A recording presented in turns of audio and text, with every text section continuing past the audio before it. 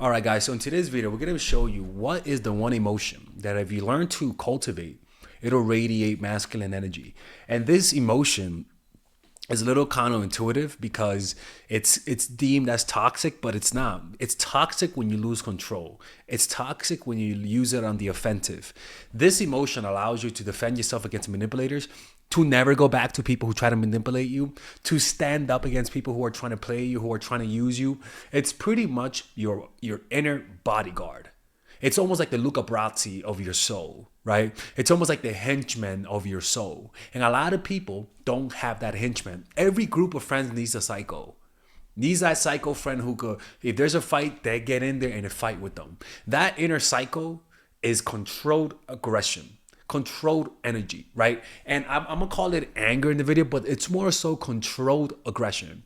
Controlled aggression is what's gonna, when you allow yourself to feel that aggressive energy, and usually you feel it when you have high testosterone, but generally speaking, if you learn to cultivate that feeling and just hold it within you, just hold it from within you, and that aggression only comes out when somebody's being inconsistent, when somebody's being disrespectful, when somebody is breaking their words, when somebody's making you feel lesser than, unintentionally or unintentionally, when somebody's wasting your time, when somebody's being unjustly unfair to somebody else, when you stand up for somebody else. All of those things are things that you will need to have in your life. And as a man, you're going to encounter conflict.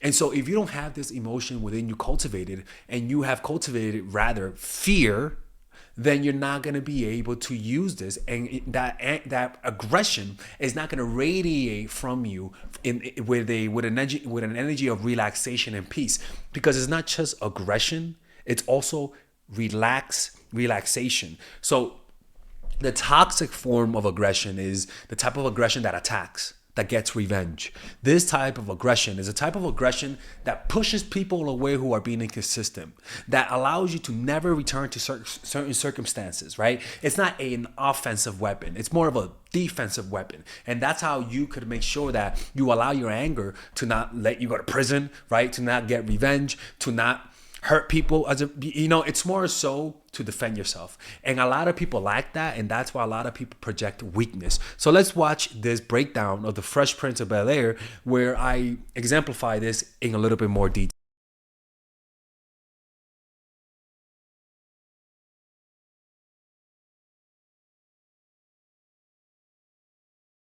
Now, speaking of anger, this is a perfect example of what I call controlled anger, right? And this example is of the Fresh Prince of Bel-Air, where Will Smith, as we can see it here, he's defeated, is dating a female version of the Terminator, and she's being totally disrespectful. And he's just taking it. Well, let's see what causes that, and how does Carlton Banks, which is his cousin, how does he deal with it? Let's watch. Janet meet Tony. Tony, Janet. Okay, so this is his cousin, Janet, and let's watch how she begins being disrespectful. Hi, Carlton. Hi, Will. Hey, how you doing, Tony? Right, she doesn't let him speak to other women. That's my cousin's best friend. And notice the facial expression is more fear. There's no anger in his part. There's more fear. And this is why anger is so important, because your anger sometimes can push you past your fears. Do I look like I care? Aren't you feeling well, Janet? You seem a little cranky. And notice how he's speaking completely different than Will Smith. Will Smith speaks in a, oh, watch. How you doing, Tony? That's my cousin's best friend. Do I look like I care? Right? Aren't you feeling well, Janet? You seem a little cranky. And that matters. The way that you talk matters, because when somebody's trying to intimidate you, if you don't respond with fear, they tend to get frustrated. And they either get more agitated, which reveals their card, or they start to respect you. And the way that he's talking in a more firm voice. That's your paralanguage. No, she's just kidding around, Carl, and that's what makes it so much fun. Will, this is a great jacket. Thanks. Right? Okay, that's how he's supposed to act. And notice how she controls him with the eyes. Jacket. She's looking at him, She doesn't say a word because that's how you show your dominance. Thanks. Thanks. Right? Are you like saying grace or what? Yeah, I've been praying a lot lately. And this is the thing about her, like I said. The reason why she has so much control over him is also her willingness to get angry and show it. Okay, I'll be honest with you. I've been intimidated by women who show anger so willingly. Especially when I don't want to leave, there's a certain intimidating factor. The way that she's doing it is toxic, but you guys can sense the soul of what I'm saying is that you have to be okay with making it awkward for some people. Remember the story of my classmate who he was being made fun of, and we were all drunk, but we didn't notice we were making fun of him, honestly. And one of his friends just told all of us, he was like, "Hey, I don't like the way you're talking about him." And we noticed we were being disrespectful.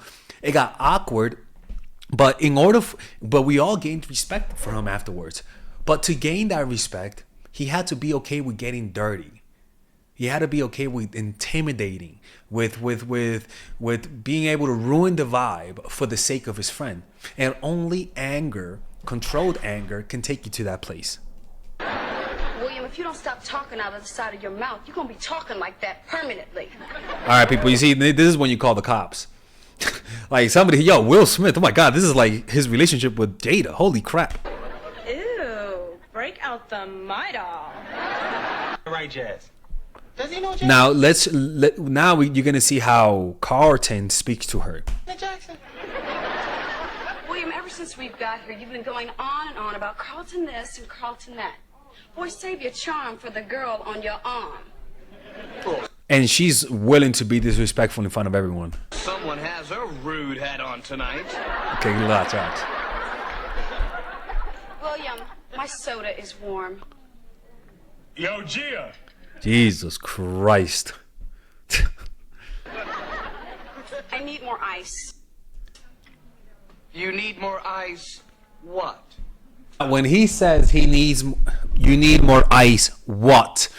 The reason why if you notice the way she looked at him when he said that, if he would have said you need more ice, what? She would have just ignored him. But because of the way that he said it, she felt like his authority was a threat to her authority. And the only reason, like I'm going to talk about, the only reason why he feels the need to be aggressive is because she's being unjustifiably aggressive towards someone who doesn't deserve it. So his place of anger comes from a place of righteousness. I need more ice in my warm soda. Here we go, watch. And usually this type of behavior comes because somebody was spoiled. Her parents most likely let her behave that way. And so a lot of the times when people act this way, sometimes it's because they're just hoping for somebody to put them in their place. They're hoping for somebody to show to them, putting them in their place in their minds. It means they care. It's like kids whose parents let them do anything. They found their parents allowing them to be disrespectful as a sign of you don't love me. Some kids, some adults, all they want is somebody to put them in their place. Seriously. Now, you don't do that for that reason. But what I'm telling you is that there's a part of human nature that people, if you just stay looking at appearances, you're just going to see an intimidating girl.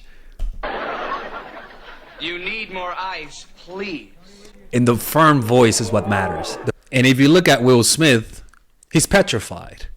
He has his face is all reactive. There's a lot of emotions. But Carlton is what? Like, I remember how I told you, there's a firmness. His voice is quiet. It's more like the firmness. Say to me? He said, you need more ice, please. Because so he stood up to her, and the way that he stood up to her, the truth was, it was all in his tone of voice, honestly. Because if he would have said, you need more ice, please, what that would have done is made her even more aggressive. And just the tone, like, notice the tone, right? She sounds, there's an emotion, there's anger. There's controlled firmness within himself. And that sturdiness, that ability to stay grounded when you're confronting someone and stay calm comes through doing it. And you don't have to create problems. All you have to do is just confront the little moments, little confrontations in life. You got to pay your bills. You got to fire this person. You got to hire this person. You got to pay. You got to confront this person. You got to tell off this person. You got to speak your mind to this person. Speak to mind to, like, little moments of you standing up for yourself will build up that habit and build up those muscles. Heads up. And I could promise you, their fear is invigorating her. But his lack of fear also is conflicting. It's fighting against the fear of the room, right? And what that does is that it just shows your inner strength, where everyone else is afraid except you. And some people just want to intimidate you. And all you have to do is stay firm. And the way you do that is just being willing to walk away, like we'll see in this video. Well, I'm sorry. I've got to say something. Janet, your behavior this evening has been completely unacceptable. And the reason why he's doing it is because he's not afraid of her. And usually when it comes to people, like, we're not afraid of people killing us, but what we are afraid is of losing them. That's the other metaphor of death, right? We may not die, but we're gonna metaphorically lose them. And that creates fear. And so you'll react like this. But the willingness to leave them is what creates the courage. It's what reflects strength. Carl, where I come from, manners count for a lot. I'm sorry I've got to say this, but I simply can't sit back and allow this rudeness to continue. And that comes, and what caused that is anger, right? Anger and being fed up. That's it. It's not fear. He wasn't feeling fear. He was more so feeling contained anger. You owe every one of us an apology, especially that poor waitress. And if you refuse, we are taking you home and continuing the evening without you. Do I make myself clear? One, again, it's the willingness to kick her out, the willingness to send her back where she came from, right? And that is what caused this effect.